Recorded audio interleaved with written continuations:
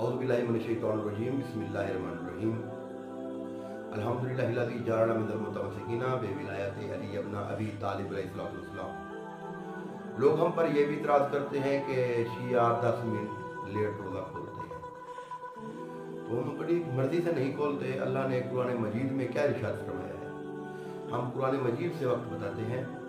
सूरह बकरा आयत नंबर 187, सुम्मा अतिम्मु सियाम इलल लैल, कि रोज़ा रात तक पूरा करो।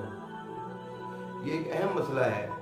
अगर कुरान पाक के बताए हुए वक्त के मुताबिक आप रोज़ा इफ्तार नहीं करते तो आपका रोज़ा बातिल है।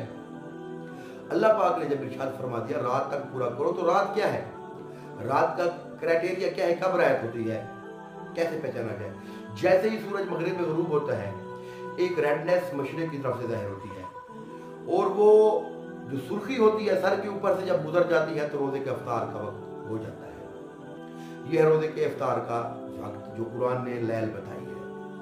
अब जो मगरिब का वक्त है, तो इमाम जफ़र सादिक़ अलैहिस्सलाम का फरमान ये है, मोहम्मद वाले मोहम्मद वाजिल फरजाले मोहम्मद, मौला फरमाते हैं मुस्तहबात में है मोमिन के लिए रोज़ा मगरिब पढ़ के खोले।